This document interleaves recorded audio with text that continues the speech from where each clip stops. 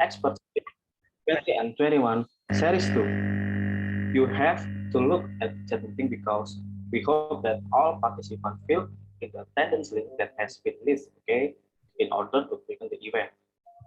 So before we start this event, needed to all participants to turn on the camera and use the virtual background that has been provided.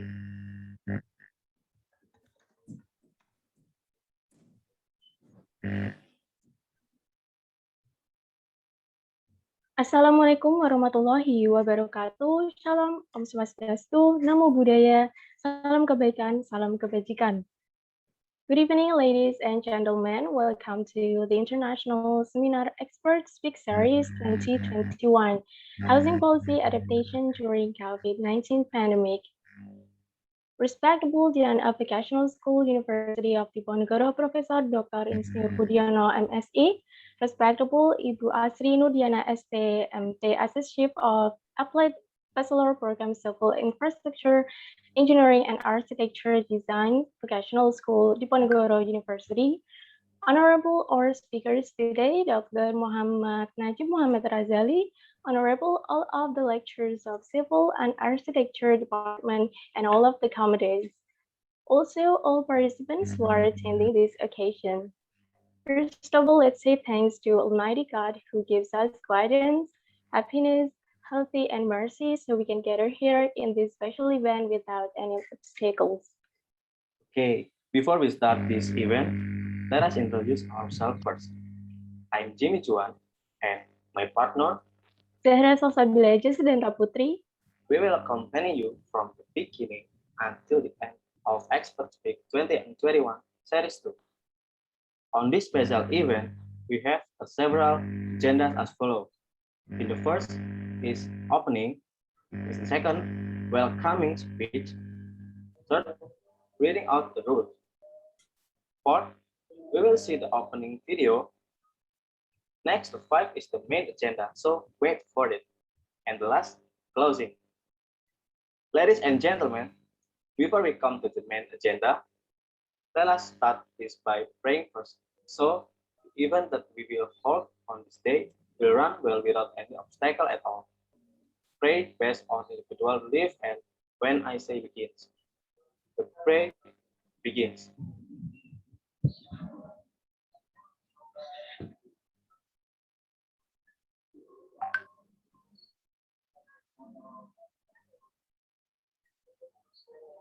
Prayer is done. Coming into the second agenda, National Anthem of Indonesia, Indonesia Raya, and continue by singing Mass University of Diponegoro. Ladies and gentlemen, stand up please.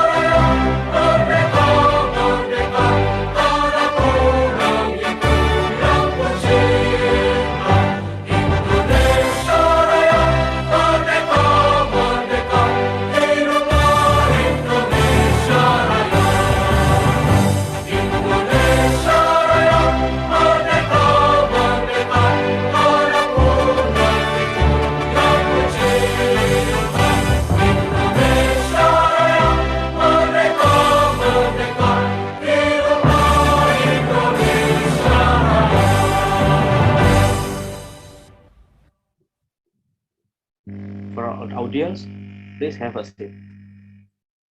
Next, we will inform you about the rules of Expert Speak 20 and 21 Series 2. Please, Bella.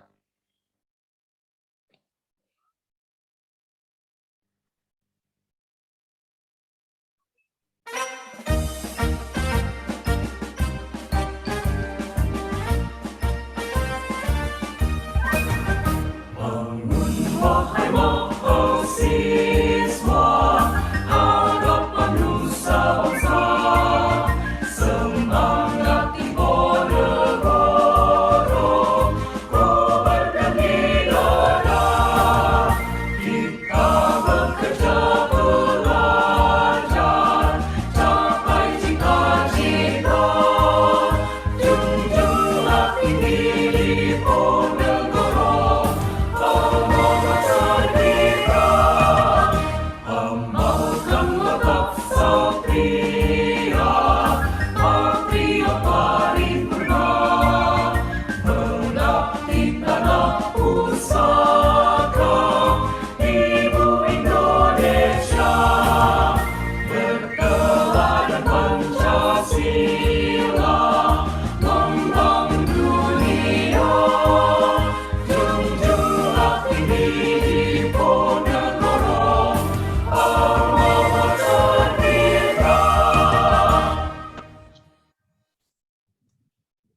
Okay, for all the audience, please have a seat. Next, we will inform you about the rules of Expert Speak 20 and 21 Series 2.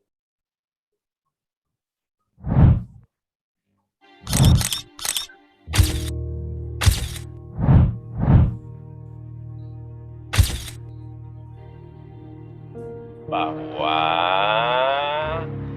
yang Jepang ini ke Indonesia bertemu dengan anak yang anaknya ibu tadi yang berumur 31 tahun dan ibunya yang berumur 64 tahun, dua-duanya positif corona itu ada di Indonesia, di sini. Jumlah pasien positif virus corona di Indonesia terus bertambah. Positif virus corona bertambah menjadi 134 kasus. Terinfeksi virus corona atau COVID-19 kembali bertambah. Hingga Sabtu 21 Maret total 450 orang dinyatakan positif COVID-19 dengan 38 kasus meninggal dunia dan 2 orang dinyatakan. Many countries in the world have to fight against the economic impact caused by the coronavirus. It also affected numerous sectors, such as tourism, entertainment industries, and etc.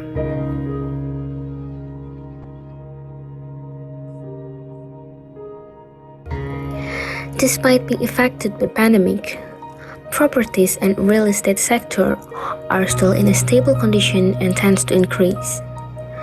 Some people think that properties and real estate sector can be their investment for the future.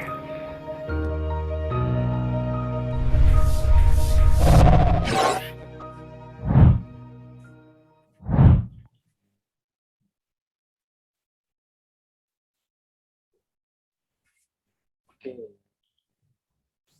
Please, Bella. For the rules of Expert Speak 20 and 21 Series 2. Tata tertib Expert Speaks Webinar Series. Tata tertib umum, peserta masuk ke dalam Zoom meeting maksimal 15 menit sebelum acara dimulai. Peserta wajib mengikuti dan mematuhi arahan yang nanti dibacakan oleh pembawa acara baik Master of Ceremony maupun moderator. Peserta diwajibkan on-cam selama acara webinar Expert Speak berlangsung.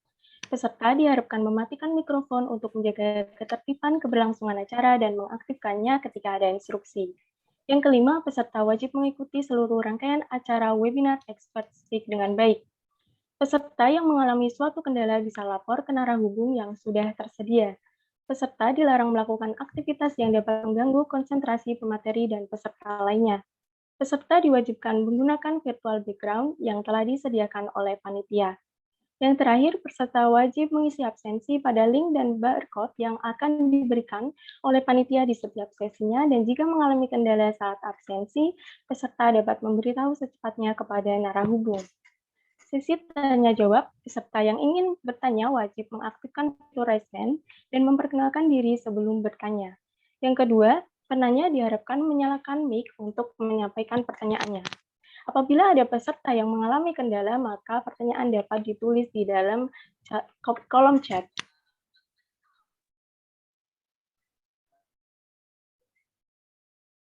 Okay, remember to all participants, invited guests, and attendees to keep the rules.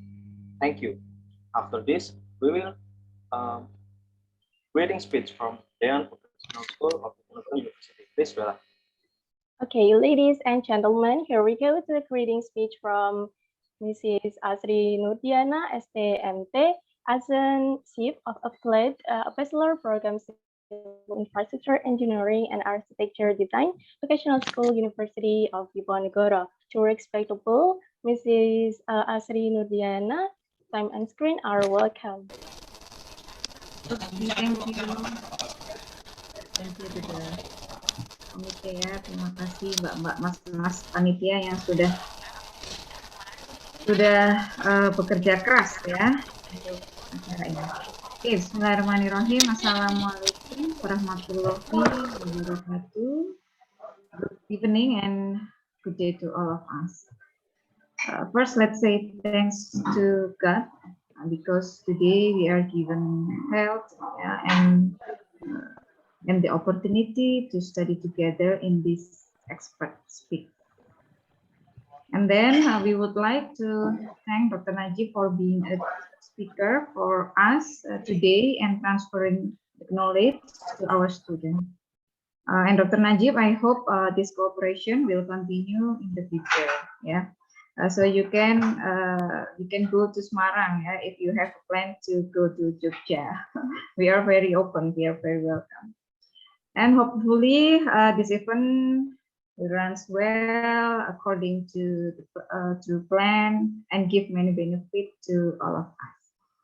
Okay, thank you. And I return the time to the committee. Wassalamualaikum warahmatullahi wabarakatuh.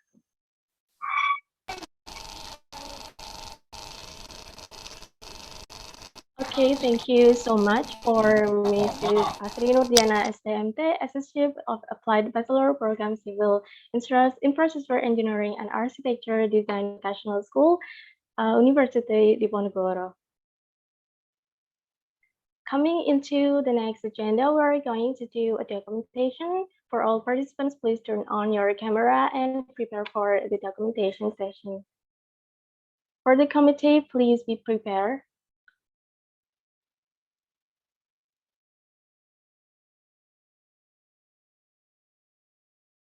Okay, so for all of the participants joining this meeting right now, please turn on your camera because we are going to get to the documentation session. Thank you.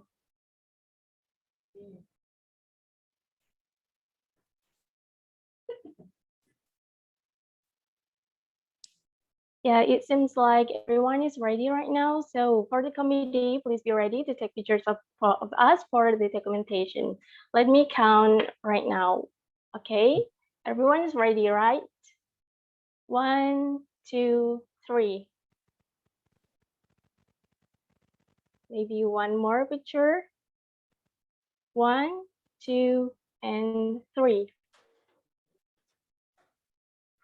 Okay, thank you so much for all participants and also the committee.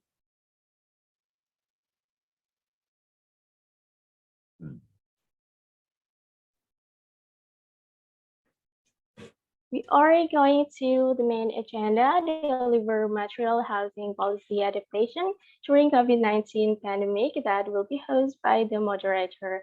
But first of all, let me read the short CV of the moderator in charge this time.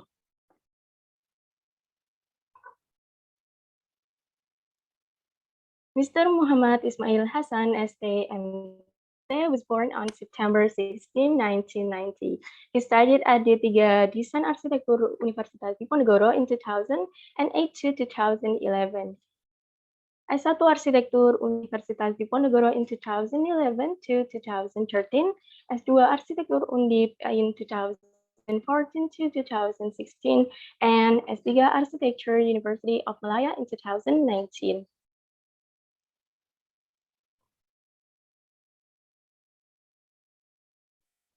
Move on to the organizational experience. Mr. Muhammad Ismail Hasan, SMT, has experienced in Himpunan Mahasiswa Sadata in 2009 to 2010, Ikatan Arsitek Indonesia Jawa Tengah in 2017 and 2018, PPI University of Malaya in 2020 to 2021, and the Communalist in the 2021 to present. The work experience of Mr. Muhammad Ismail Hasan STMT as Assistant Dosen Arsitektur Universitas Diponegoro in 2013 to 2015, Dosen Unis in 2017 to 2018, and now as a Dosen Sekolah Vokasi Universitas Diponegoro in 2018 to present. To Mr. Muhammad E. Hasan STMT, time and screen are welcome. Thank you.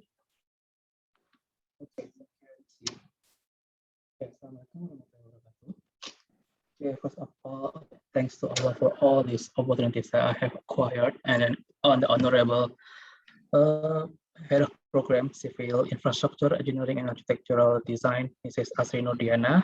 Thank you for your trust given to me as a moderator, and thank you for all the participants for joining here. I'm Muhammad Ismail Hasan, and just simply call me Hasan, your moderator today. And today we are lucky to have Dr. Muhammad Najib of UTM Johor, Malaysia. Dr. Najib will share his knowledge to us about housing policy adaptation during COVID-19 pandemic. As we all know, COVID-19, which to be appointed as pandemic, requires us to do some health SOP and adaptation to avoid the exposure of the virus to save others, and such as mandatory wearing masks, even double mask, sanitize the hand before entering premises, reducing the load capacity of patrons in premises, promoting natural ventilation, and so on. Those adaptation not only for malls, not only for school, office building, or other public places, but also housing. And housing is the important component of humankind life. And moreover, this pandemic situation, we are required to stay at home a bit longer rather than era BC or before Corona. And then housing also addressed to self-quarantine place, or at least the safest place, or that some housing are being disadvantaged in this adaptation and health SOP. Hence, this online seminar is addressed to share the knowledge and promoting discussion regarding adaptation in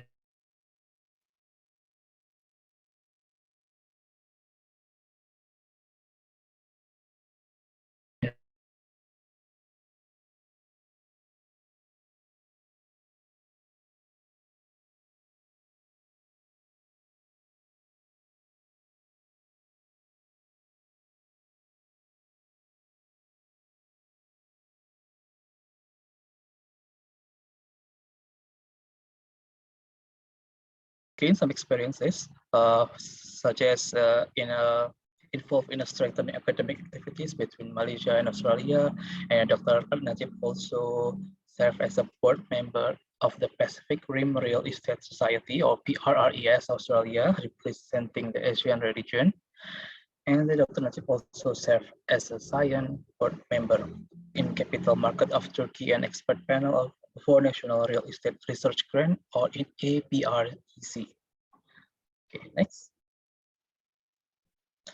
She also awarded with several awards, such as the Best Service Award by University of Technology Malaysia, some Tujuh Award for Property Leadership by Western Sydney University, and Emerald Literary Award 2019, and obtained a Doctor of Philosophy degree from Western Sydney University, Australia, and holds a Master of Science degree in Information Technology and a Bachelor's degree in Property Management from University of Technology Malaysia. Okay. Okay, without any further delay, Dr. Najib, are you ready? Yes. Okay, the platform is yours, Dr. Okay.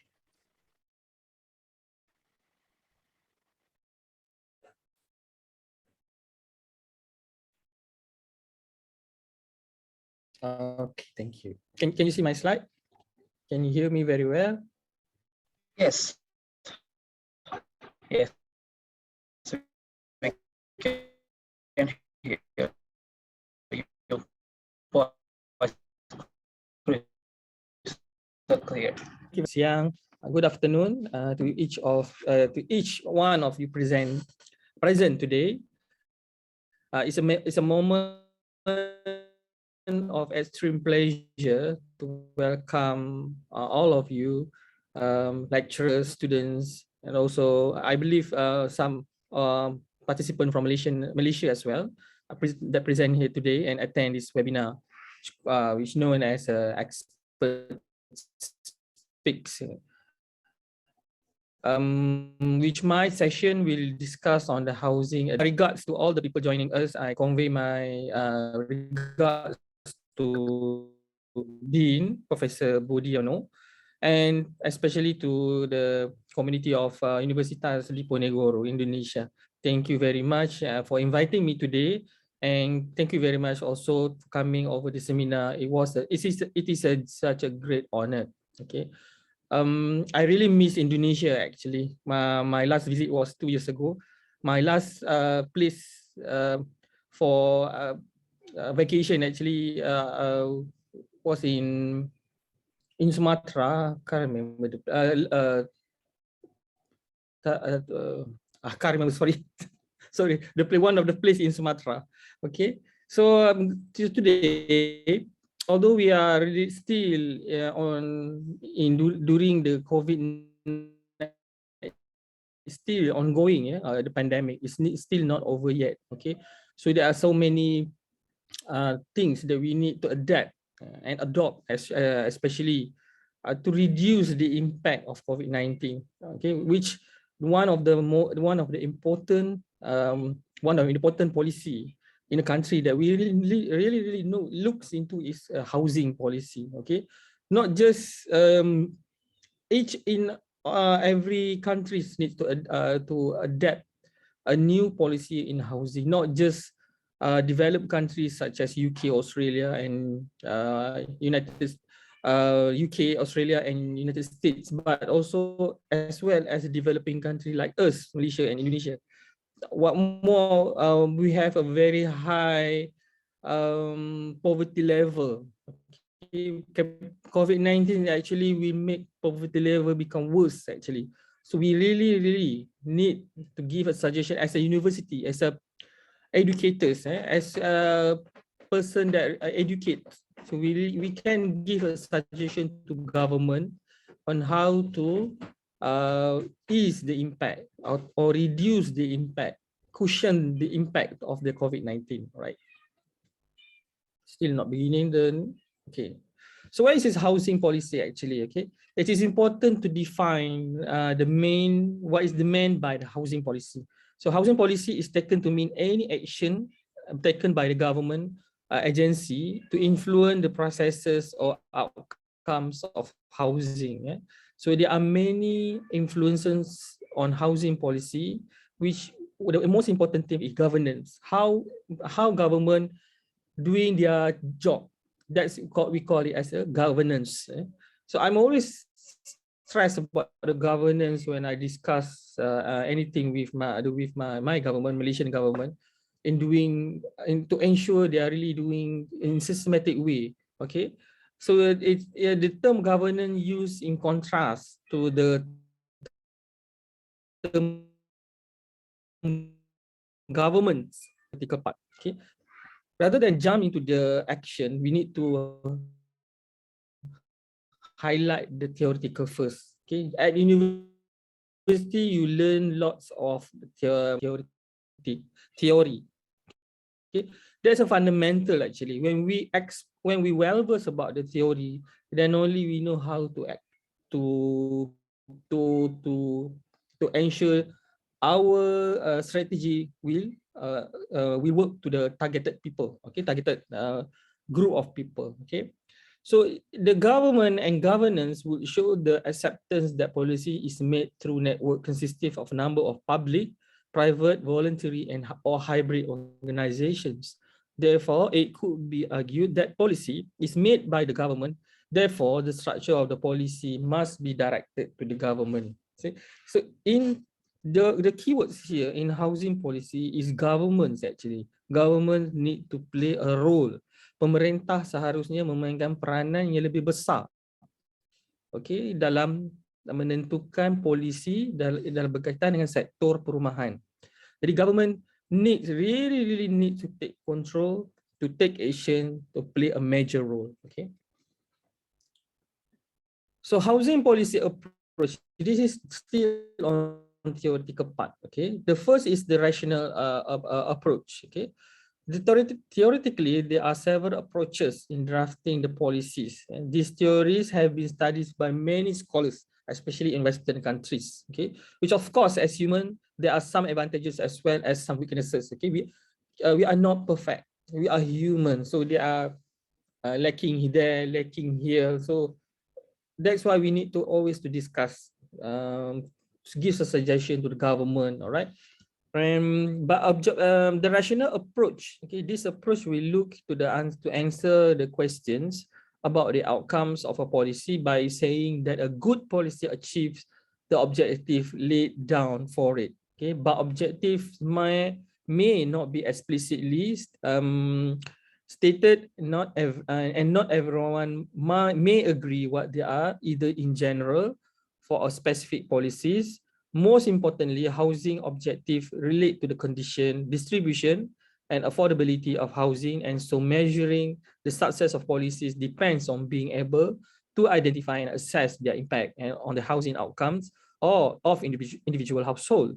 Therefore, evaluation has to focus on outcomes. Okay, so the rational approach, we need to look into the outcome. Okay. So when you see the government try to make one approach, you look into the outcome. Okay, we can, as educators, we can criticize the government. I mean, we look into the outcomes. This is the rational approach. So as the name of it, rational, so it must be rational. Okay, whether it's really realistic to the people. All right. This is one of the important approach in drafting housing policy. Which is the political approach. So in political approach, it's a policy making that are alerted us, okay, on the existence of different sets of objectives held by different groups in society. Okay, that's why they need to go to the field, turun padang of the different groups, okay, rather than accepting the dominant discourse and the objective that flow from it. Policymakers should take into account the different perspective and values that implicit in alternative discourses. Okay, so the government, pemerintah seharusnya mengambil kira semua pandangan. Okay, have to take into account all opinions, not just one group. If the government only look into one group, okay, take into consideration only one particular group, so the policy that been drafted or that been presented to the people is only is unfair. It's only give a leverage to one group of people, one group of communities. Okay, say for example, the policy only give a leverage or memberi kelebihan kepada orang-orang kaya sahaja. That's make the rich become richer, poor become poorer. Okay. The last approach is a structural approach. This approach is important for social movements and other resistant groups by providing alternative discourses and offering information of impacts of policies. An example of the critical realist approach in research concerned with homelessness, which elucidated the underlying structural factors that increase the likelihood of homelessness among individual trigger factors that lead to an experience of homelessness. Okay, so this approach, say for example, we look into one particular problem such as homelessness. Okay, so this group is a become a cancer to many cities, including developed country. I remember when I was in Germany, in Frankfurt particularly, there are along one street are very many groups of many people of homelessness. Okay? Okay. But I'm really thankful to my during my visit to Germany. I really thanks to my Indonesian friends in Indonesian communities. They really helped me because there are lots of Indonesian communities compared to Malaysian communities. Because I'm asking them to help me. I mean especially to show me the direction in the Germany. All right. Okay, now we go into the theme of this presentation. Okay, COVID-19. All right, COVID-19 impact. So the policy response to the pandemic has been varied across the type of policy factors such as federal government, state government, or local government. The policy targets such as school, non-essential businesses, the mechanisms selected such as mask mandates, stay-at-home orders, the degree of implementation and enforcement, such as voluntary versus mandated, and in the timing of policy enactment and expiration, adding to complexity that the suite of policy intervention required to protect public health have also created substantial financial distress that necessitate a cascade of policies to mitigate economic fallout. Okay, so many governments around the world actually take many measures in order to curb or to reduce the impact of COVID-19. Okay, but the first one is public health, the concern of public health. Okay, public health. Okay, such as mask, stay-at-home orders, lockdowns. This is to reduce the public health negative impact. Then after taking care of one thing, the government tried to look into other areas such as businesses, schools, education, and others. Okay, and adding to this complexity, this is that the suite of policy intervention required to protect public health have also created substantial financial distress. Okay, because the government need to forge lots of money, lots of budget. Okay, needs to inject budget, financial assistance, aid into many to reduce to minimize the COVID-19 impact. Okay, many level of government such as federal and state government adopted similarly strong responses at the beginning of the outbreak last year, March. So we can see the divergence in the responses of governments at all levels in their initiative and relief to elevate housing precarity. The other negative impact, which is really obvious from the COVID-19, is unemployment. Okay, because it has been one of the pandemic's most important direct effects. Unlike typical economic recession, the early employment losses in the economic shutdown, especially in February and March 2020, were in a labor-intensive customer-facing sectors such as retail, hotel, food services, arts and recreation, education, and rather than banking, financial, and business services sectors. However, falling household earnings and rising labor market uncertainly will have a negative impact on consumption. Falling business confidence has an effect and investment as a result, consumption. Okay, the COVID-19 shutdown first effect were disproportionately felt by young people and women especially. Accommodation and food services, arts and recreation services, rental, hiring, and real estate services, and professional, scientific, and technical services all saw the most early employment losses. Okay, as the COVID-19 spread rapidly from its origin in China, it became clear that due to its highly infectious nature and high proportion of cases, requiring hospitalization and admission to intensive care units. Even the most advanced countries' health system, such as the United States, would quickly become overwhelmed and unable to meet demand. Okay, the notion of lockdown have been successfully applied in China, and it was implemented in Italy, one of the worst affected countries at the early of the pandemic.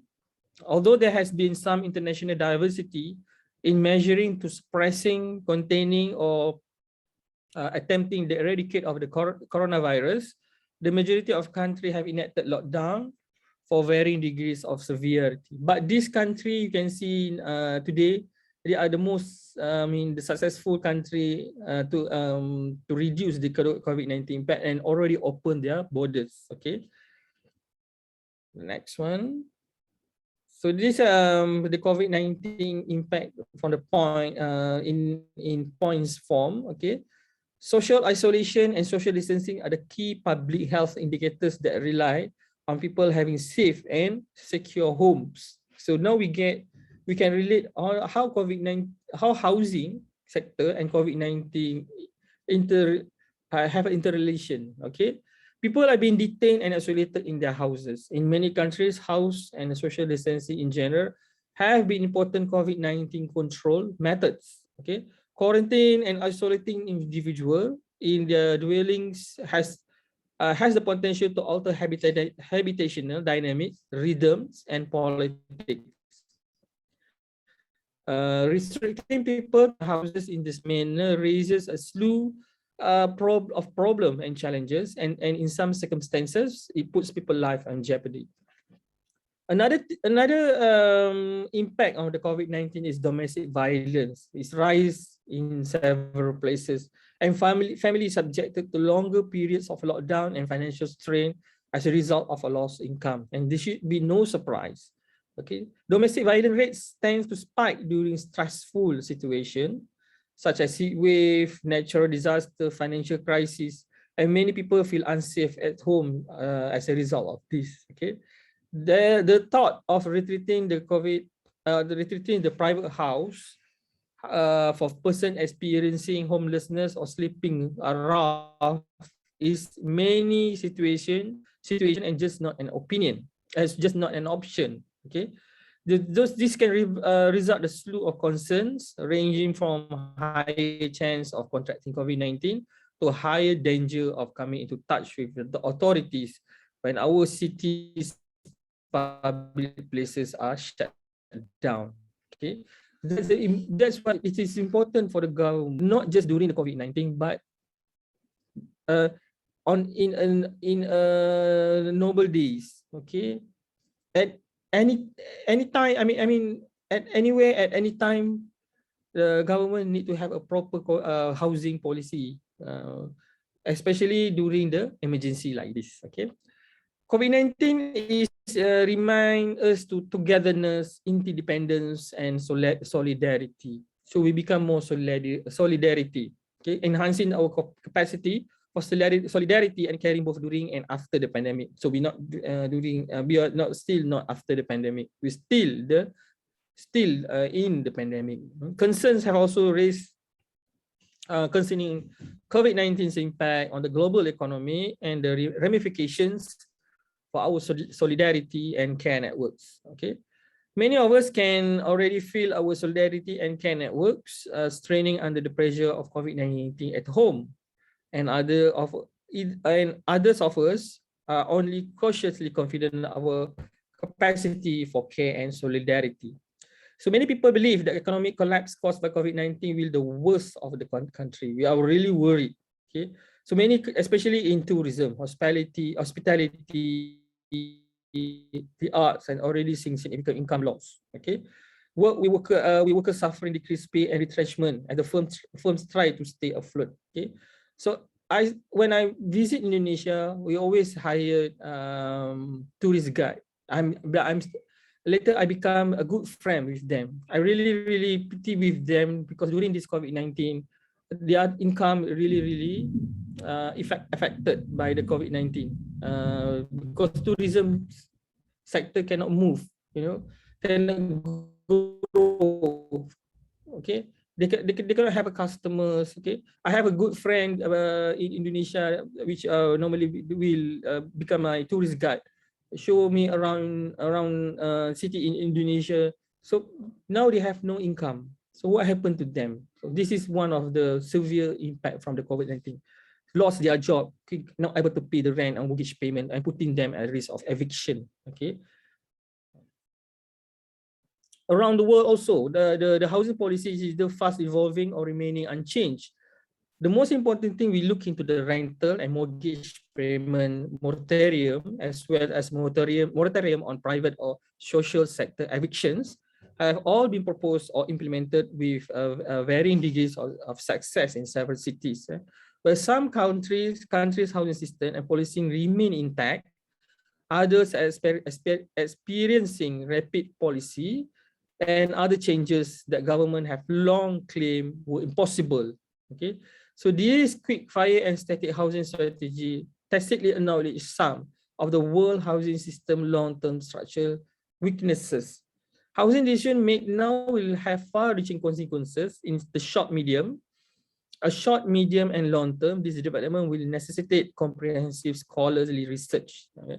So this is, as a university, such as Universitas Diponegoro, can do some housing policy research to advise the government on how we can intervene the housing policy. Okay, this is one of my suggestions. Right? So housing, home, and COVID-19. Social distancing is the primary public health control to control the pandemic life, like COVID-19. Okay, this is likely to increase the housing instability. In turn, housing instability will prevent people from social distancing, because social distancing requires people to remain at home as much as possible, and it has been accompanied by business closure and a rise of unemployment. If unemployment workers are unable to pay their mortgage or rents, homelessness will increase, making social distancing difficult, and this will undermine the public health response. Okay. During the pandemic, successful policy responses must include preventive policies that keep homeowners and renters in their houses, as well as a housing safety net that allow those who lost their home to foreclosures to rehouse quickly, because reducing housing insecurity was at the heart of the government's response to the recession and examination of action must made during the time, which can assist influence the policymakers. Mental health is another serious issue during the COVID-19. Okay, mental health and physical health issues, job loss, re-renting concerns. These consequences frequently result in costly social safety net response, such as homeless shelters, medical spending, payment of jobless benefits, and for states and cities. Furthermore, we combine with COVID-19, these effects are likely to be substantially worse. Okay, so the impact of COVID-19 in relation to the housing policies adaptation need to be correlate together in order for the government to create a good housing policy, intervention of housing policy to the people. Okay, another serious issue is eviction, keluar dari rumah, dihalau dari rumah sewa. Okay, people fear of eviction because we don't have house anymore untuk kediaman, sebagai kediaman. Okay, so then it will have other consequences such as mental health, anxiety, depression, violent exposure, mental health hospitalization. This includes suicide. Okay. This is a very serious issue. Okay, I would like to advise all of us here, if you have mental health issue, please see someone, please see professional, or please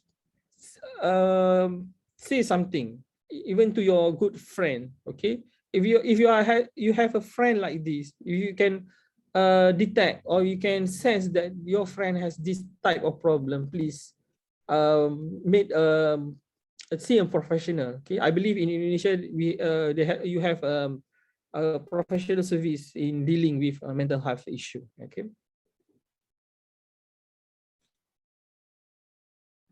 Okay, this is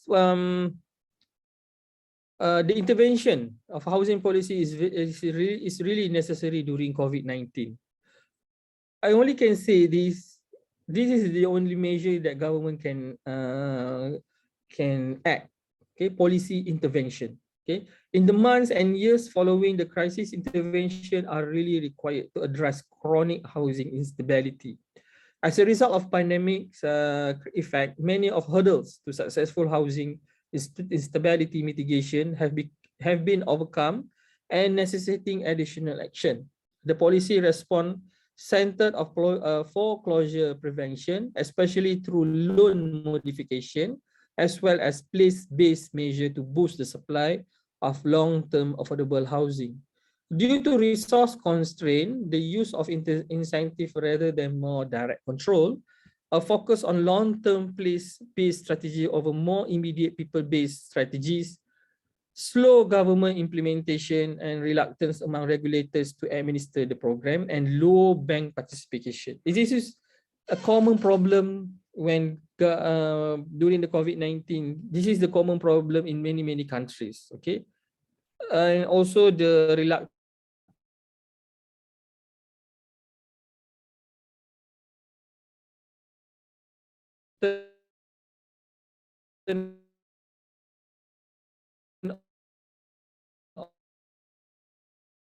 of housing program perform order but potentially more effective influence. I will prefer if government can take smaller actions such as housing, small action, but it will give a big relief to people. Okay. So we need to focus on mortgage reform and loan counseling. Okay, government, if I can give a suggestion, to give a mortgage reform. Okay, and also the loan counseling. Advise people how to restructure their loan. How to the bank, financial institution, and government as well, whether federal government, state government, or local authority, can play a part in advising the how we can restructure the mortgage, okay, to give a relief to the people in how they can pay back their loan. Okay, in Malaysia, we have national housing policy which have been launched in 2011, and we have the housing we call it as a Dasar Perumahan Negara 2018-2015. It's a provision to adequate housing based on specific needs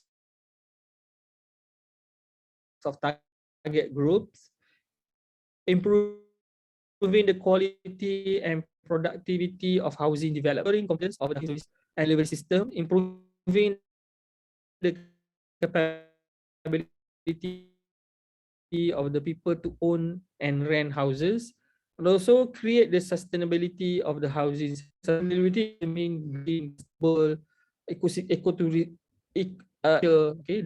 financial system, financial structure, enhancing the level of social amenities, basic services, and livable environment. So the aim of Malaysian Dasar Perumahan Negara housing policy is to ensure that each of Malaysian able to own a house, okay, or rent a house.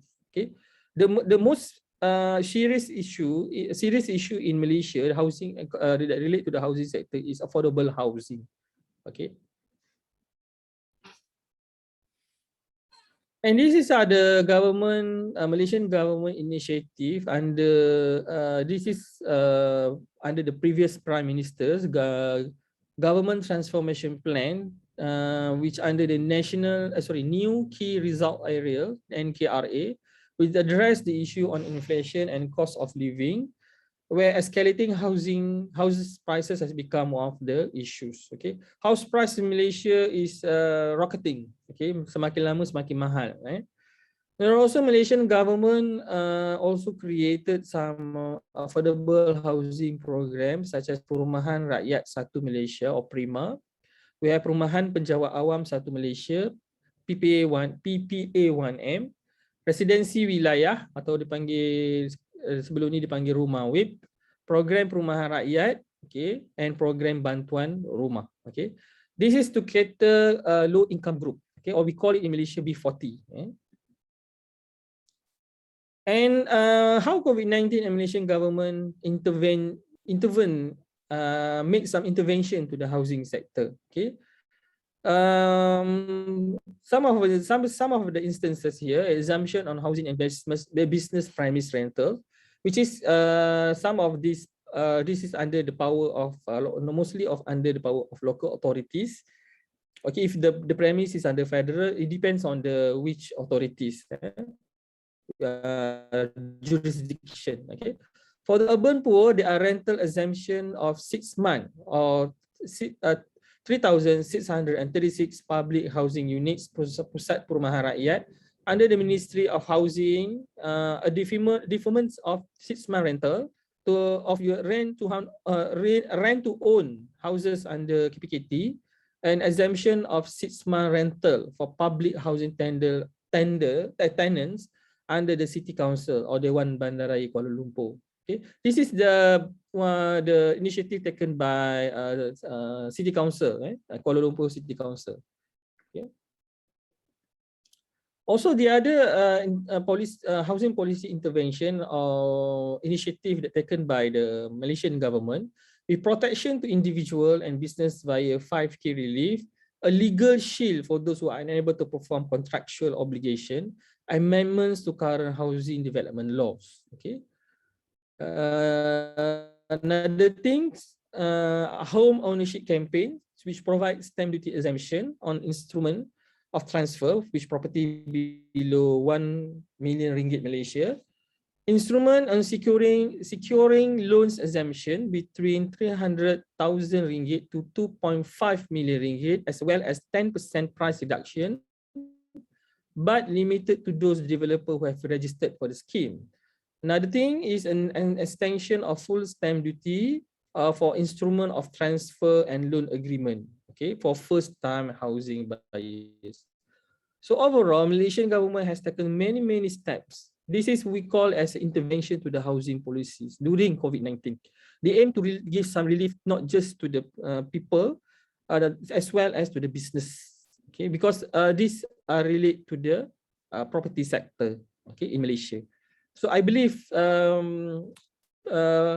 Malaysian people really thankful to the government with all these initiatives. They try very hard. Our government try very hard to relieve, to give some ease initiative to the Malaysian people. Although of course there are some criticism that's normal in any countries. Okay, so under the latest budget 2021, the Ministry of Finance will allocate 500 million to build another 14,000 housing units for the B40 group or lower income group, and earners by income in Malaysia, 40% of earners by income in Malaysia, and 350 million for the construction of 3,000 units of rumah mesra rakyat by Syarikat Perumahan Nasional Berhad, which is owned by the state. And the government will also offering rent to own scheme. Okay, rent to own scheme, which is government allow people to rent first, but they have an objective aim which people able to own the house eventually. Okay, under the Prima 5,000 units limited to the first time home buyers. This will give great relief, especially to those youngsters, which or the fresh graduates. Okay, so way forward. Okay. In order to government intervene the housing policies, loan program is the most important thing, okay, which provide mortgage payment relief to certain eligible homeowners, provided a zero interest, okay, forgivable bridge loan to homeowners who have experienced a substantial loss of income, okay, due to unemployment and underemployment caused by adverse economic conditions or medical conditions. Okay, despite the fact that banks have followed the mortgage foreclosure moratorium, the law provides little direction on how the moratorium should be constituted, and bank responses have varied. So in Malaysia, there's some discussion and debates on how the moratorium structure need to be in the direction, okay? Because it should be governed by some laws, okay, and regulations, okay? So according to early report, based on my observation, at least some banks plan to ask debtors to refund missing payment in full at the end of the forbearance term. Okay, many borrowers actually many Malaysian people were concerned that the aftermath of unemployment, they will not of course they will not able to pay. Tak mungkin boleh bayar sebab kehilangan banyak pendapatan. Okay. As a result, the initial intervention concentrated on mortgage reform and loan counselling in order to lower the number of foreclosures. Okay, boleh dinasihatkan institusi kewangan. But housing payment aid was not included. Okay, normally, because everything cannot be rely on the government. Okay, nanti bankrupt. The private sector also need to play a role. Don't just everything rely to the government. So, as the demand of assistance for struggling homeowners and tenants grew because of employment losses, so the need for housing stability. Despite this, rental and mortgage payment aid remain a minor component of later initiative. Again, policy explanation stress societal costs in addition to injury to homeowners, such as harm to lenders holding mortgage on foreclosed properties, household living near foreclosed properties, and local government. Okay. With that, thank you very much.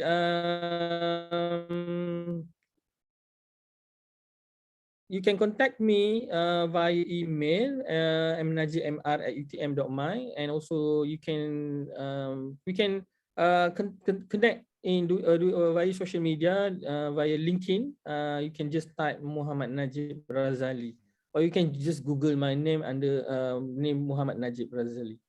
I hope all of us can able to get some additional input, especially on how government able to intervene, have some intervention during the COVID-19. You know, the main matlamat utama, the main objective is to help people actually. Okay, the role of the government actually to serve to the people, to help people. Therefore, the policy intervention to the housing sector is really needs. With that, I thank you very much and pass the session to Mr. Chairperson. Thank you. All right, thank you so much, Dr. Najib. Okay, the next session is Q&A, question and answer. Any participant would like to ask or have a question, please simply press raise hand or just write down your question to the chat box. But we're expecting you to raise hand and speak up to us so we can discuss directly face to face. Okay, please. Anyone of the participants would like to ask? Okay, then maybe we wait for the participants to write their answer, their question. I have one question regarding the policy of housing during a pandemic.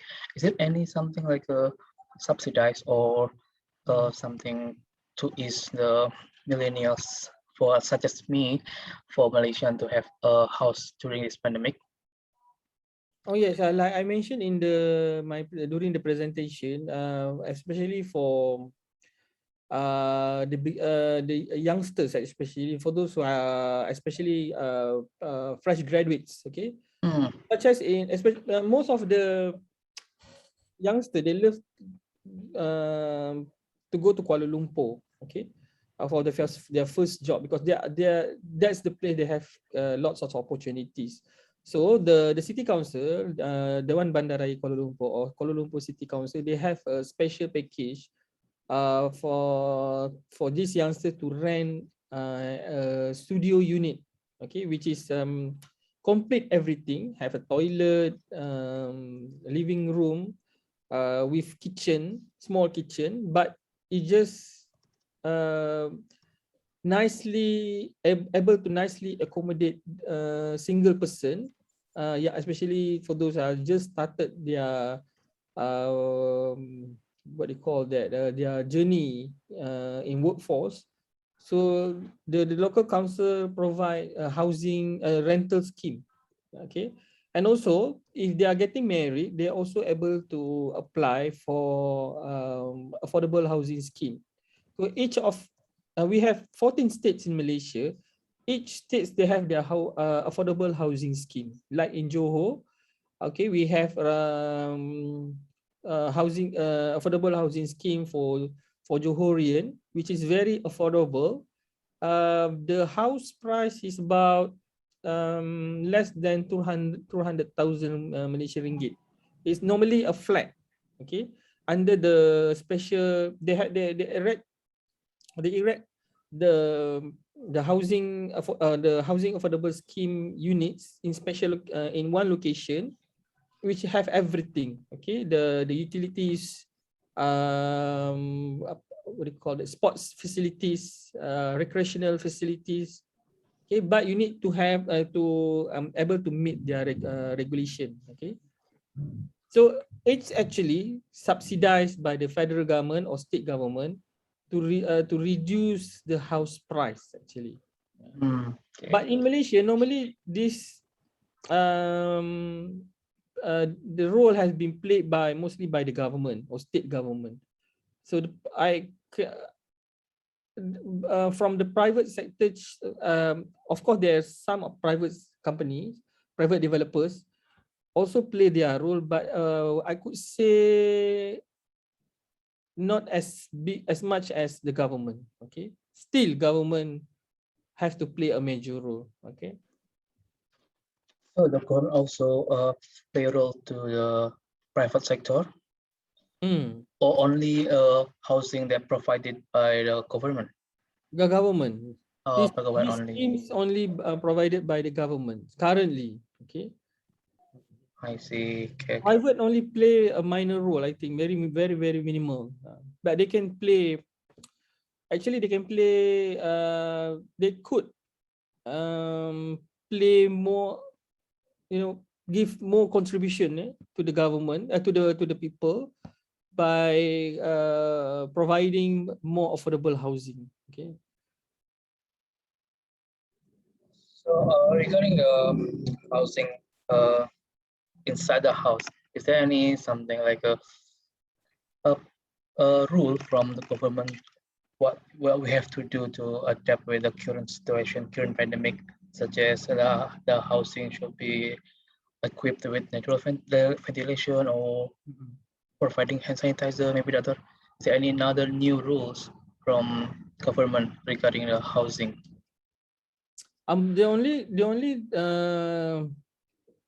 The government only advise on sanitation part, okay, of course, but whether they are really implementing or not, it's up to the people, to the person itself. But the only thing that the government doing the part is on mortgage, mortgage and loan. Okay.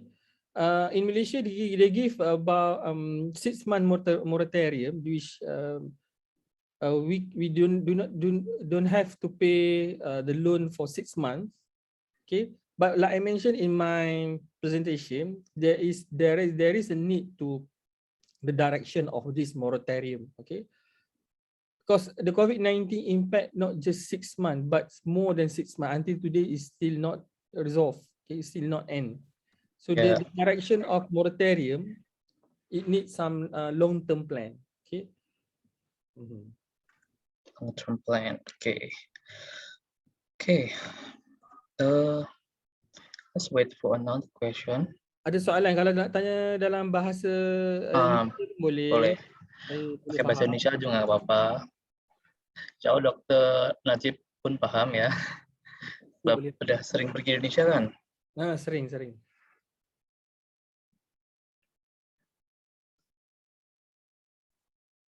Ada soalan dari anak-anak? Dari mahasiswa, ada yang mau nanya mungkin tentang penyediaan rumah di Malaysia? They usually too shy to ask. No, normal tu. Oke, adik-adik ada yang mau nanya?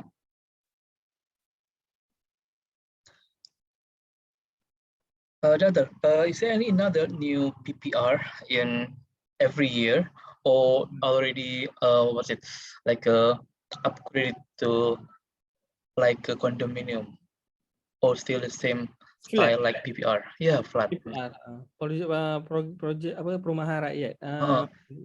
Yeah, government still constructing new PPR, projek perumahan rakyat. But I saw that the picture from Prima, it is more like condominium, right? Oh no, flat. It's a apartment, not condominium. Apartment. Okay. Normally, the only problem in Prima is the location. Okay, it's not really at the city center. Most the previous Prima program, most of Malaysian think that it's not really in a good location. So I think the new government already have did some restructuring on the Prima initiative. They try to provide a good location for the affordable this type of affordable housing. Okay. Because I saw that the picture is quite beautiful rather than PPR where I stay. I'm staying in PPR Pantai Permai in Kuala Lumpur. It is PPR Pantai Permai in Kuala Lumpur in Lembah Pantai. Mungkin itu dalam projek perumahan rakyat yang skim lama itu. Lama, ya. Baru ni Prima memang agak cantik, agak bersih lah nampak. Yeah. Nampak lebih indah lagi lah. But the one thing that I can respect from my own PPR is the short journey to my campus. It is quite. Kalau di Lembah Pantai sana memang Universiti Melaya kan dia lebih situ lebih banyak lah, lebih banyak apa kemudahan rumah yang rumah yang mampu milik. Okay, let me ask again if participants would like to ask. Any one of you would like to ask? Or we have to next session. Okay. If there's no more question, I think they are too shy to ask. Okay, the next session is symbolize the hand. Maybe I have a question. Okay. Can you give us tips for new student or fresh graduate to get our passion, especially in civil and planning part? I cannot hear you. Your voice is breaking up. Sorry, Juan. Jimmy Juan, your voice is breaking up. Would you please write down on the chat box?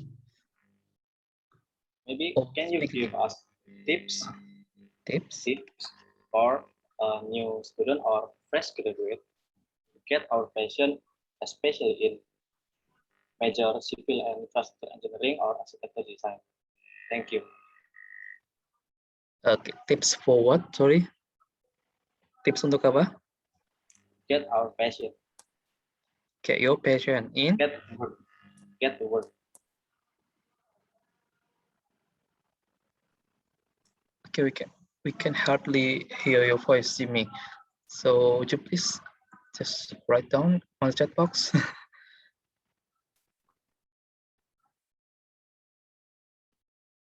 Oke ya, tunggu ya Jimmy ya untuk tulisan kamu.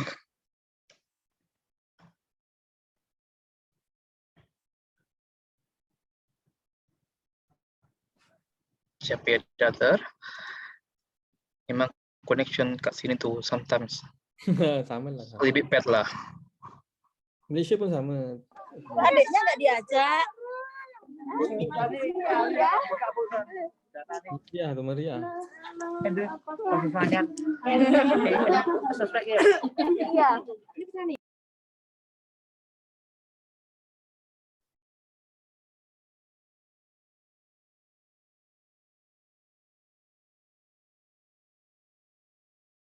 Can you give us tips to get our passion, especially in civil and planning department? Okay, a little bit out of topic, but please, Doctor, share us the tips. Huh? For what? On the chat box, can you give us tips to get our passion, especially in civil and planning department? Maybe student losing their spirit in this recent new semester. Kerana terpaksa belajar online ya? I think, yeah. I assume like that. Okay. Okay, Adi, can you give a tip to get a patient? Oh, saya planning department. Okay, saya jawab dalam nilai dalam bahasa Malaysia lah. Boleh. Melayu, sorry. Sebagai pensyarah, dosen kan. Jadi Indonesia panggil dosen. Memang kita mengalami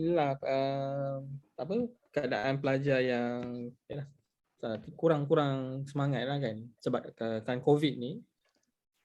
Saya cakap dari saya I'm looking from the lecturer's point of view, okay.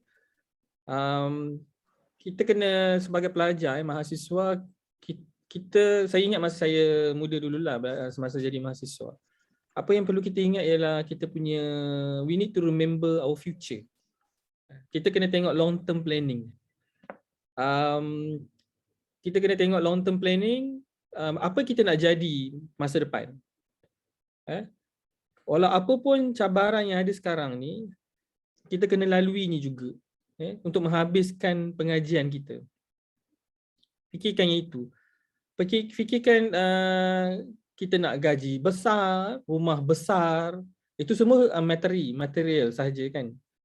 Tapi kalau nak fikir dari sudut sumbangan kepada bangsa dan negara juga kita perlu buat. Maknanya ada saham kita di akhirat nanti sebagai orang Islam kan.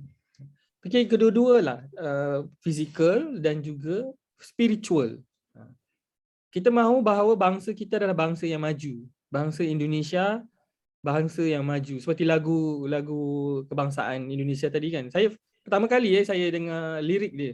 Sebelum saya dengar macam tu je, tapi tak menghayati lirik dia. Jadi saya pun turut nyanyi bersama tadi. Dan saya sangat kagum dengan lirik lagu kebangsaan Indonesia, memberi semangat, memberi semangat. Jadi kita nak bangsa kita, bangsa Indonesia, bangsa Malaysia, sama-sama kita di Nusantara ni boleh menguasai ekonomi dunia sebenarnya. Jadi orang-orang yang maju. Saya selalu macam itu. Saya fikir saya hendak jadi seorang yang lebih baik daripada mereka di negara-negara barat. Saya hendak lawan orang-orang di negara barat. Sebab itu saya beriltizam. Faham tak beriltizam? Faham Hasan? Bahasa in English.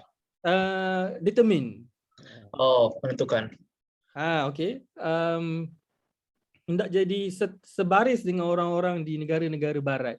Jadi sebab itu kalau jika tengok saya punya CV tadi, saya telah menembusi atau menerobos ke negara-negara international, di luar negara. Bukan sahaja di kawasan Asia Tenggara sini, tapi juga di United States, UK, Australia. I've been invited as a speaker in many countries.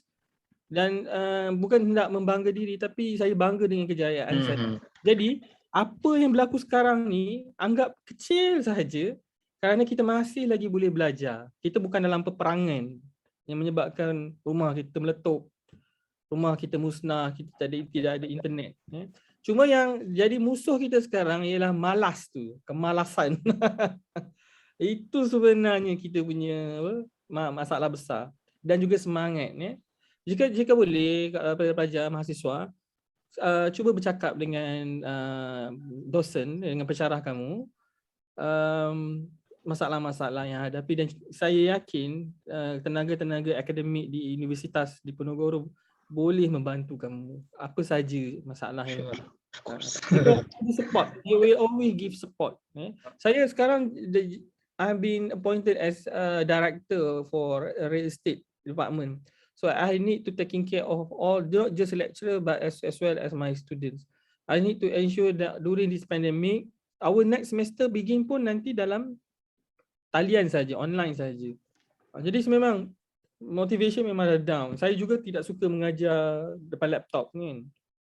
Suka jumpa secara fizikal lah. Itulah. Jadi fikirkan kalau kita lemah sekarang, fikir a big picture. Okay, belum hybrid lagi ya, Datar? Belum lagi, masih lagi full online. Okay, that was great that you represent the Asia region to Aussie kan, to Australia. That was great, Datar. Dan akhir tahun ni saya akan ke United States, Amerika untuk memberi syarahan juga. Oh, I see. Fully sponsored, Hasan. Jadi saya bangga jadi sebab orang Melayu yang boleh membuat pembentangan di Amerika kan. Bukan senang. Being sponsored, tiket semua, hotel semua dibayar. Jadi fikir long term plan lah. So, tadi ada soalan lagi. Bagaimana strategi anda dalam mendukung perjuangan perumahan di mana banyak orang mengurangi pengeluaran terutama yang berjangka panjang? Di mana banyak orang mengurangi pengeluaran itu maksudnya duit ya? While lots of people reduce their monthly expense. So how to afford their house? So I'm always advise my fresh grad student, youngsters, if you don't have, if you cannot afford to buy a house, don't buy. Just rent it first, sewa dahulu for a long term, and save your money to buy a house. You need to judge yourself. You need to assess yourself, make your own assessment whether you really afford to buy a house or not. So I always advise to my students, my final year graduates, you do some investment first, okay? Such as playing share market stocks, okay? Stock, tahu kan? Saham. Indonesia. Itu adalah contoh that's one of the example you can possess property but not physically. Okay, because saham di Indonesia masih tidak ada real estate investment trust lagi, tapi saya akan ada beberapa, there are some companies that relate to the property where you can invest. Okay, you can invest in gold, dalam emas contohnya. Sebab sekarang ada Bitcoin, blockchain, boleh juga.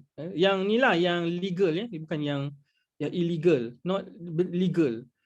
Because now is a borderless world. You not just can only invest in Indonesia, but also in overseas as well. We able to give a good return. Okay. When I studied in Australia, I'm studying on property investment, so I study investment in Australia. So I did some investment in Australia.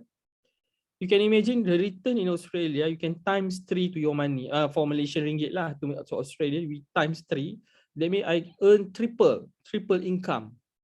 Okay, that during my study time. Okay, always advise my student also, save your money first by doing other type of investment, which the aim of your saving is to buy a house. Matlamat kita untuk menyimpan duit, kita nak beli rumah. Okay, sebab itu rumah adalah penting dalam kehidupan kita. Kerana ia memberi kita perlindungan. Semua orang mahu berkahwin, mempunyai anak, mempunyai isteri atau suami, untuk berlindung di sebuah rumah yang cantik, yang boleh kita hidup sampai tua atau selama-lamanya lah. That's my advice. Alright, so lebih baik ngontrak daripada beli tapi utang gitu ya. Jangan terperangkap dalam hutang. Kalau tak mampu jangan buat. Tunggu dulu. Orang sekarang muda-muda dia suka hutang, kad kredit, beli kereta mahal-mahal, Mercedes lah, Volvo lah, sebab nak show off dalam Instagram. Pakai baju yang mahal-mahal, beli branded bags. And then kalau tak mampu beli rumah juga. Jadi materialistik tu bahayalah. Budaya hedonisme tu bahaya. Kalau kita tak mampu hidup sederhana, sudah. Sebab benda tu tak boleh dibawa ke kubur. Okay, Doctor. We have one more question from my friend, Javier. Okay, from Desi Olivia. In In relation to social, response how social, housing yeah. the standard of social amenities? Is there additional consideration on housing facility? Health protocol, especially prevent local transmission, but in other side, people still can activity near settlement. Okay, in the current Malaysian government policy, in using all the housing facilities, people need to get fully vaccinated. That's the current policy of social and physical distancing. Okay, they need to follow the SOPs, standards of protocols, and normally the local authority or police will ensure all these facilities, the people abide to the SOPs. Okay, and only for those have fully vaccinated are allowed to use these facilities. If not, they are not. Even if you want to go to barber shop, you need to have fully vaccinated. There only you are allowed to enter. We have a digital certificate. We call it My Sejahtera. So you can just show the certificate, and then you like this one. Okay, this is My Sejahtera.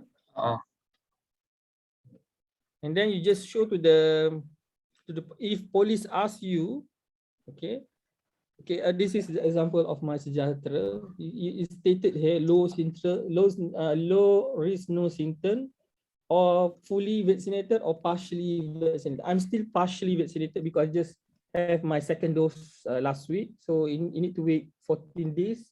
Then only you will show fully vaccinated. Okay. Then you're only allowed to use all the facilities. Okay. But still, you need to take to follow the social distancing. Okay. For all public houses, including all the public houses. Okay. Actually, what's it? My Sejahtera tuh kalau ke Indonesia dia punya nama Peduli Lindungi. It's the same application where we have to scan the barcode everywhere we go before entering the mall. Log in. Sorry, scanning. Yeah.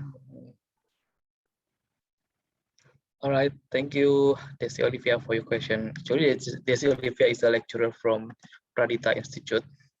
Because one of my friend. I have some additional information.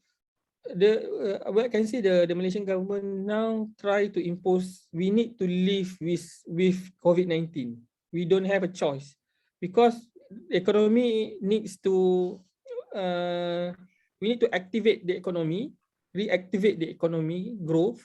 So we need to live with COVID-19. Therefore, you need to get your vaccine. Tak vaksin tak boleh masuk mall. Tak vaksin tak boleh buat semua. Tak boleh travel, tak boleh pergi umrah pun, tak boleh pergi Mekah. So itulah, kita kena hidup dengan COVID. Apa saja, inilah semua untuk semua lah, untuk semua polisi yang ada dekat. Cuma yang saya concern tadi, yang saya maklumkan pasal loan dan juga mortgage on housing. That's the most important thing. Okay, so it seems like we have to embrace ourselves with living with endemic. We need to live with the pandemic. We don't have a choice. Okay, any other question before we move to another session? Let me count down. 5, 4, 3, 2. Okay, one more question. During this pandemic, Indonesia government gave us help specifically about who want to buy housing credit. They give installment discount for 6 to 12 months. Question: I want to know the Malaysian context. Okay, is there any is it something that I asked previously about the subsidized of installment, housing installment? Please, Doctor. During because to have the low income group, the Malaysian government already have we already have several initiative, actually several package. We call it as package for low income group. So that package actually is already, I think, good enough for low income group. So when if you want to say to or we want, if we want to call it COVID-19 scheme, the Malaysian government didn't call that. It just they give some financial assistance, subsidy to the low income group to buy a house, regardless during COVID-19 or not. So because the package is already attractive, it's already good enough for me. It's already good enough. Okay, but during the COVID-19, no change about the policy, that policy actually, whether regardless of COVID-19 situation or not, the housing scheme of affordable housing scheme is still the same. Okay, it just like I mentioned just now, the social distancing, public health matters you need to follow time to time, because it change every day or every week. It depends on the government decision. But in response to your question, housing apa nama payment installment or buy house in credit, we already have that even before the COVID-19.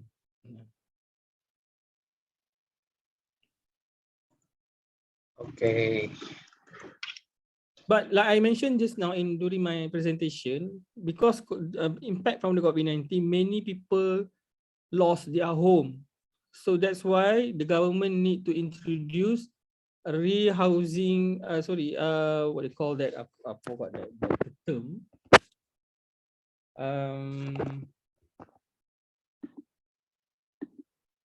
So to make all the homeless people, for the people that lost their home due to the COVID-19, they have some moratorium package in housing loan, as well as the loan counseling. That's all we need. Okay, because they're already in the system. What need to do now, we need to change the system to ease the burden for those under this distress group, but not to introduce new scheme just because of the COVID-19. But we need to help them to continue how they can able to have to continue their payment. And for those who try to buy a new house, the current package is already in place. All right. Thank you.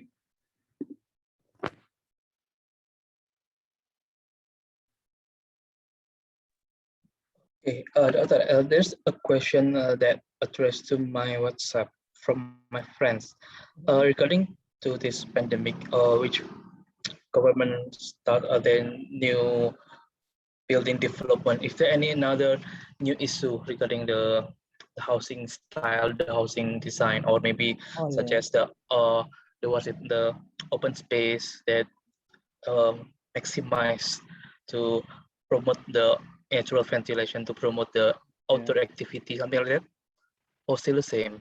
Okay, as a lecturer, as academic, I've read some of the research paper concerning of these issues. Okay, because most of the affordable housing, the structure or the design is not really sustainable, such as heat wave.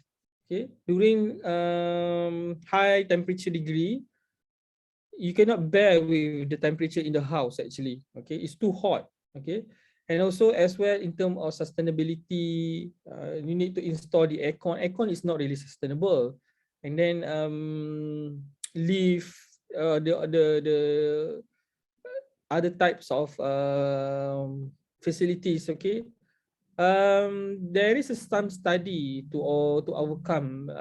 There are many studies actually to raise this issue, to highlight these issues actually, but in terms of implementation, is zero actually, especially on affordable housing. Okay, because even when we talk about the sustainability as ventilation as well as the structure and design, it will increase the price of house actually.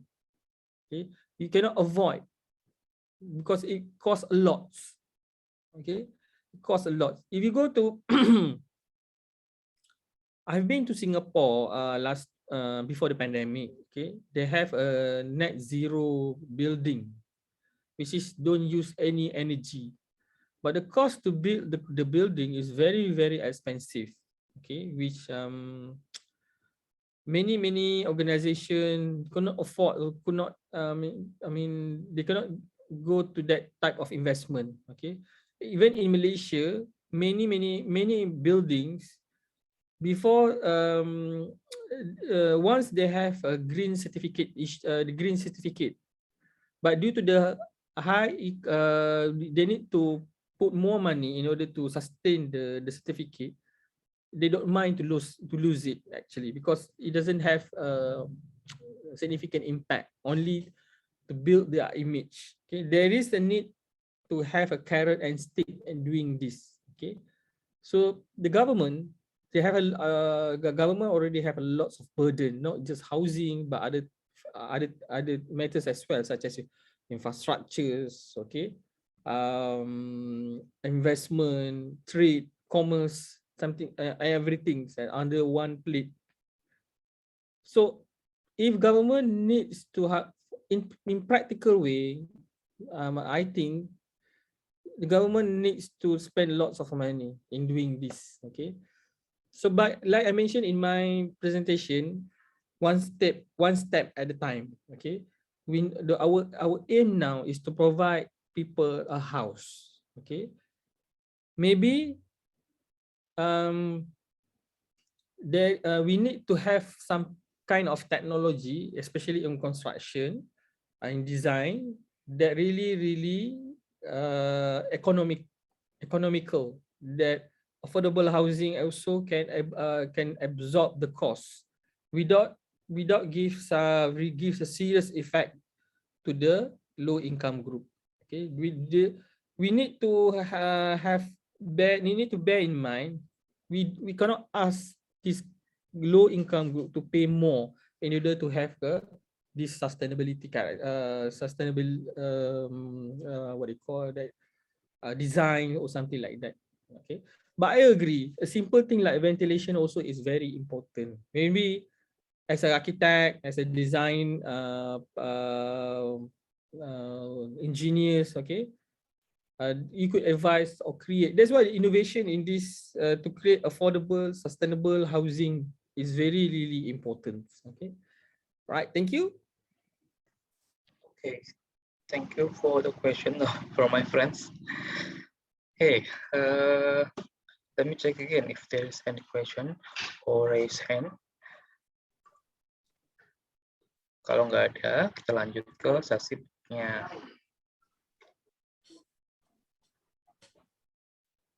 All right, we assume that there is no more question. So the next is wait. Okay, the next is the symbolized handover of speaker certificate to Dr. Najib from Expert Speak Vocational School Universitas Diponegoro. Okay, Dr. Najib, thank you so much for your participation in this Expert Speak. Okay, maybe Dr. Najib, closing statement. Thank you very much for inviting me. I really love the session and enjoyed the knowledge with the participant. I believe not just from Indonesia, but also my colleague and also a student from Malaysia.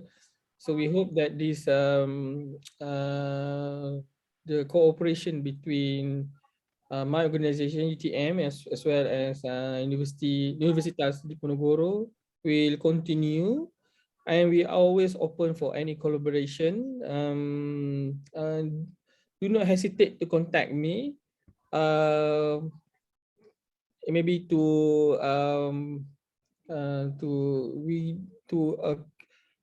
initiate many academic programs in future. Okay, dan I wish saya satu hari berharap boleh melawat Universitas Diponegoro di Semarang, Indonesia.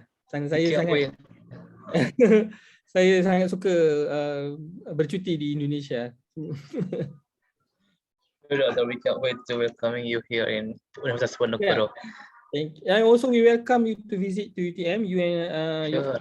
students and in Johor. Insyaallah. Ya, insyaallah kita boleh boleh mengaturkan beberapa program lah di Johor dan juga sekitar Malaysia kan. Oke, untuk partisipan jangan lock out dulu. Dari MC ada quiz. Yes, thank you very much to Mr. Muhammad Yasan MT as the moderator and also Dr. Muhammad Najib Muhammad Rasali from University Technology Malaysia as the speaker for the very interesting and useful material. For that, let us give a certificate for souvenirs. Okay, don't move from your seat because we will play the quiz and it has prizes. The quiz that we're going to play is based on the material that was presented earlier. Okay.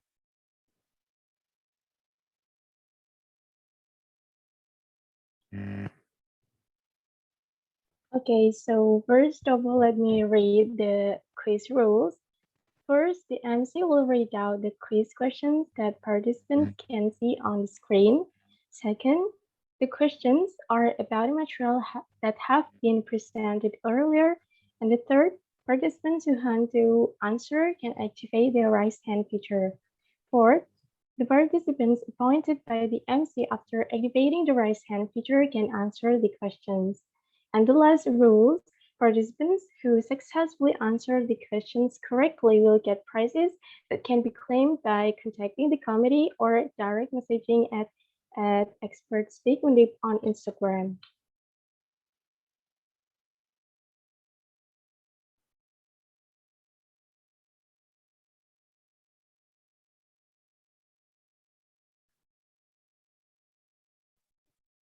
Okay, so let's move on to the first question. Number 1, the question can be seen on the screen. What are the Malaysian government interventions in the housing sector during the pandemic? You can answer it with only 1 point. So anyone who wants to answer this question can activate the raise hand feature. And if you are appointed by the MC after activating the raise hand feature, you can answer the question directly. Thank you. Okay, don't forget to tell your name and your major.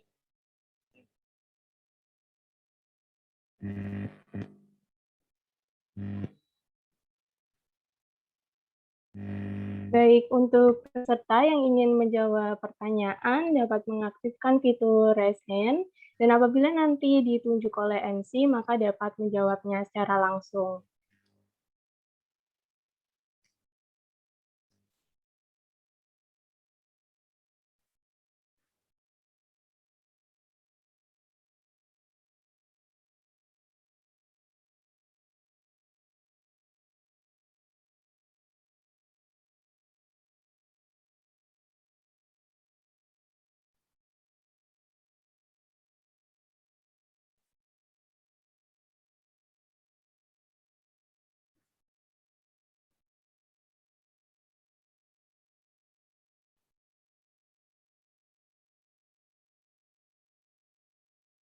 Oke, saya ulangi kembali ya untuk pertanyaannya.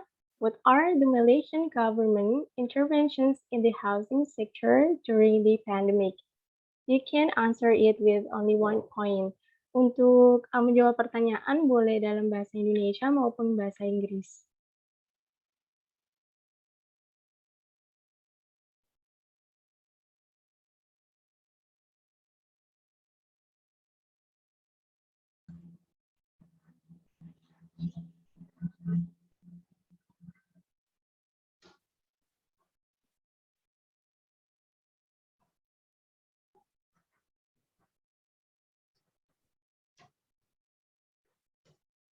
Ya, untuk yang mau menjawab pertanyaan, silakan bisa mengaktifkan fitur raise hand terlebih dahulu, kemudian memperkenalkan diri dan menjawab pertanyaannya.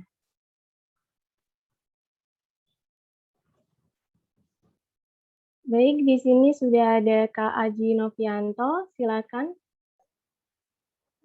Oke, terima kasih. Saya Jin Rianto dari Undip. Untuk policy intervention dari pemerintah, kalau nggak salah sih, private investment in rental housing stock ya, sama facilitate the operation of subletting.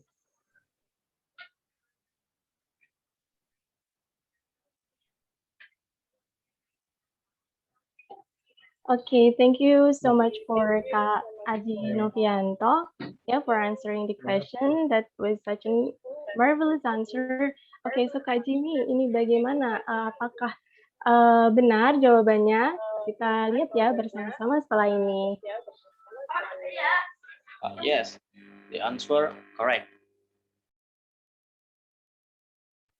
Wow, congratulations for answering the answer correctly. It was such an excellent answer. So good job and congratulations. You are successfully answering the question. So we are going to give you prizes that can be claimed by contacting the committee or direct messaging at Expert Speak Undip on Instagram.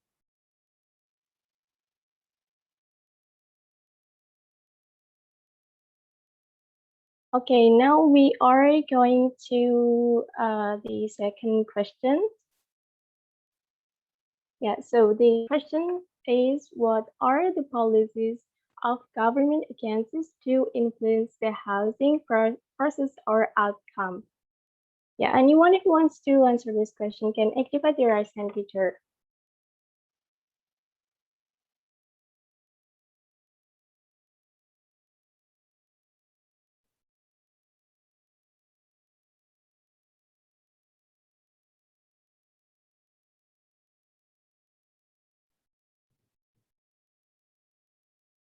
Okay, anyone wants to answer this question?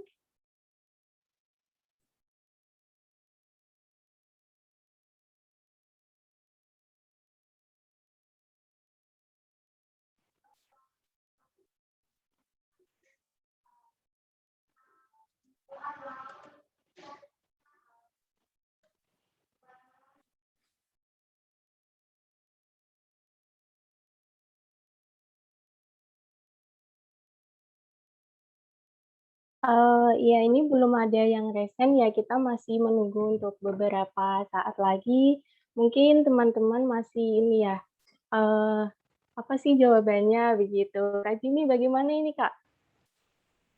Yes, maybe we have to take 1 minute or better to thinking about the answer. Oke, kita tunggu sebentar lagi ya, sampai ada yang resen. Dan untuk jawaban, silakan untuk jawab bisa menggunakan bahasa Indonesia ataupun bahasa Inggris.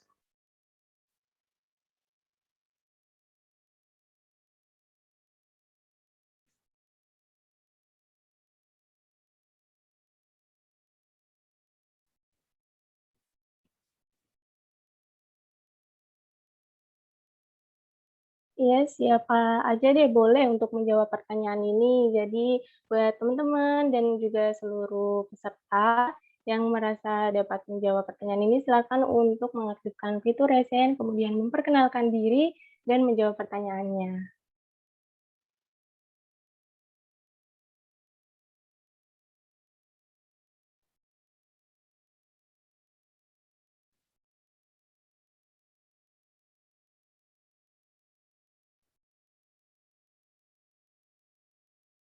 Oke, Mail.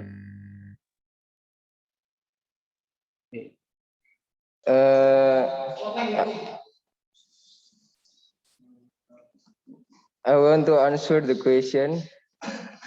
First is the function of the building must be in accordance with the location allotment as regulated in the regional regulation concern regency, municipal special planning.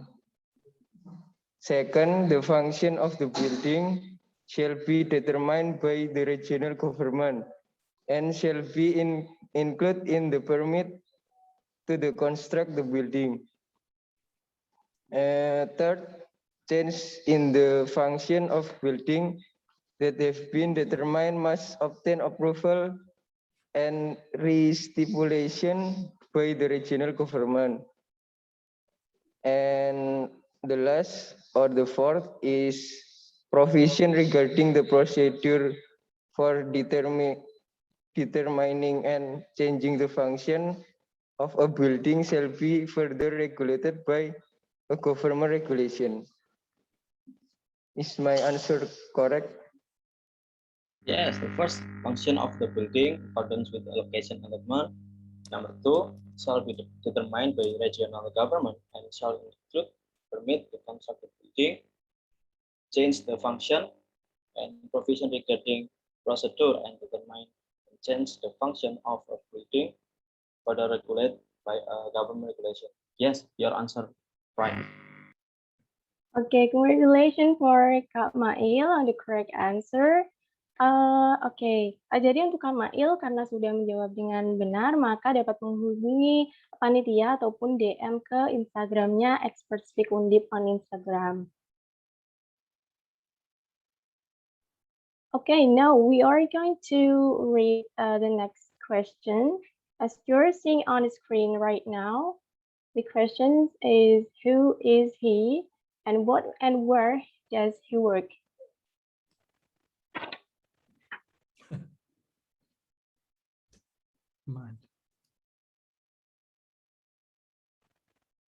Anyone who wants to answer this question can activate the right hand feature and introducing yourself and answer the question. Thank you.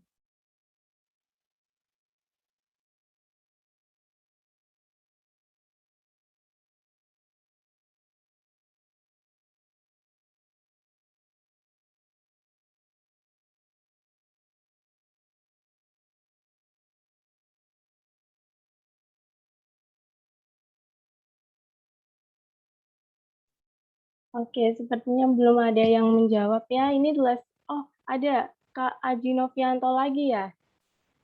Oke deh. Ini gimana nih Kak Jimmy? Boleh nih kalau misalnya. Oke, boleh banget ya. Boleh banget Kak Aji Novianto, silahkan. Itu Pak Muhammad Najib, presenter kita. Ya, benar. Muhammad Najib Razali. Is Dr. Muhammad Najib Muhammad Razali from UTM as the speaker today. Thank you.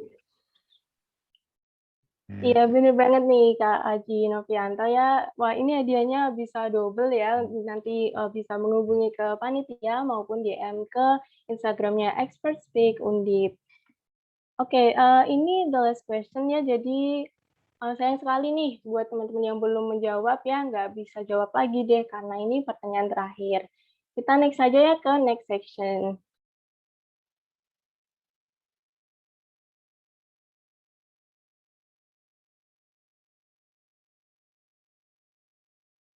Oke, Kak Jimmy, silakan untuk next session-nya.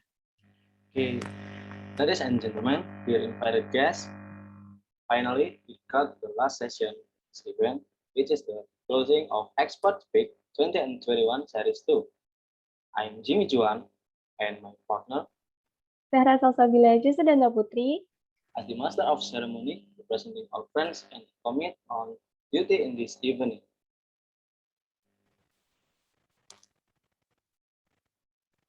Say thank you very much to all participants, attendees, and invited guests who have been willing to attend this event.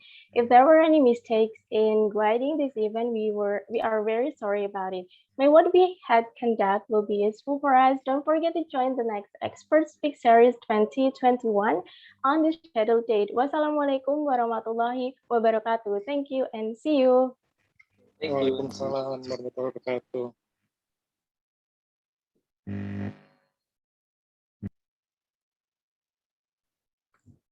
Terima kasih semua.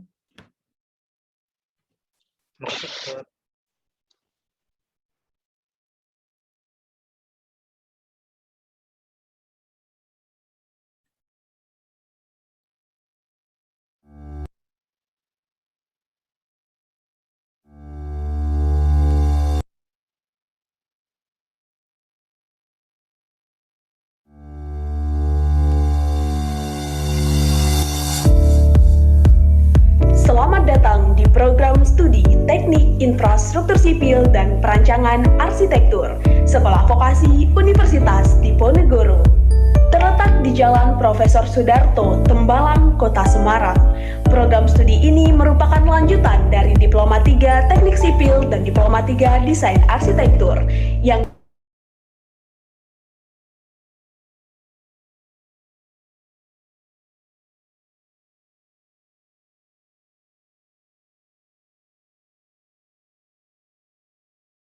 jumlah 286 orang. Terdapat 3 pilihan konsentrasi di dalamnya, yaitu desain arsitektur, konstruksi bangunan gedung, jalan, jembatan. Berbicara mengenai kehidupan kampus, tentunya tidak akan pernah terlepas dari sebuah perjuangan dan pergerakan mahasiswa yang tertuang dalam sebuah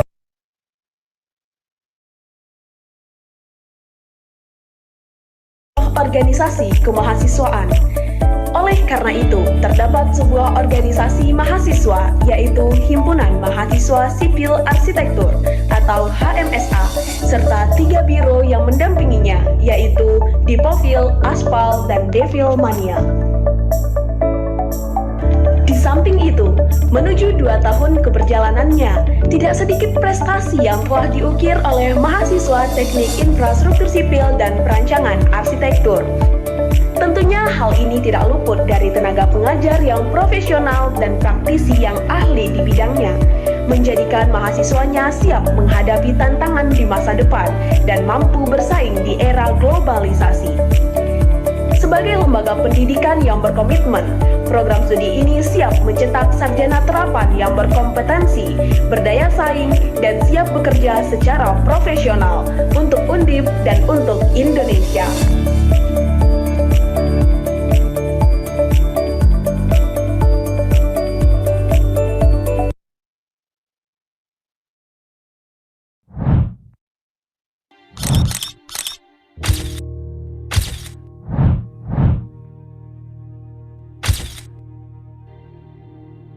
Bahwa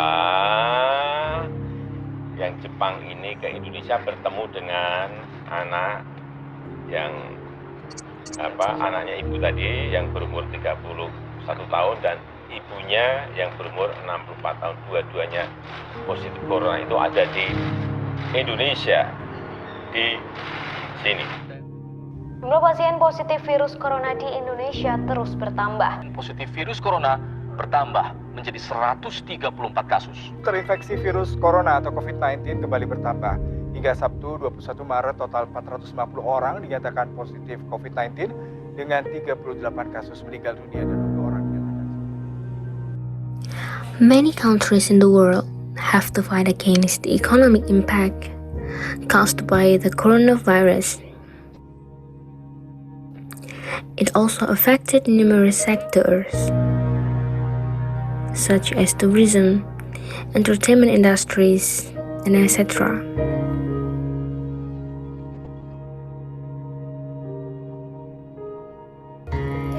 Despite being affected by pandemic, properties and real estate sector are still in a stable condition and tends to increase. Some people think that properties and real estate sector can be their investment for the future.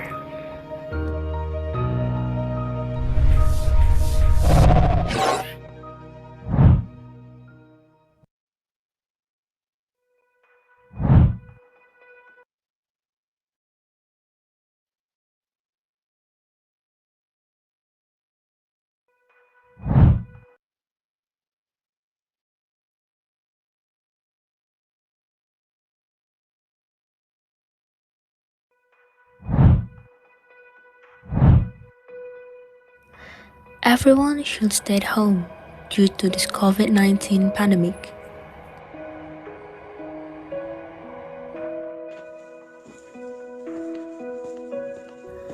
The life has changed.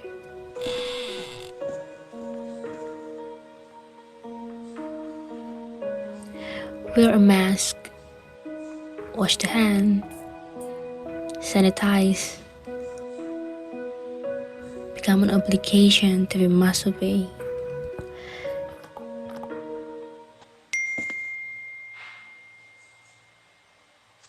warga Indonesia yang positif terinfeksi virus corona disebut telah melakukan kontak dengan warga negara Jepang. Dan warga Jepang ini kini tengah menjalani proses karantina di Malaysia. During this pandemic, government reallocate funding on infrastructure such as hospital construction, which help our country in handling and preventing COVID-19. It means infrastructure really play a big role in this country. We proudly present Expert Speak, the series that can help you to develop your knowledge about adaptation infrastructure and design during and post-pandemic.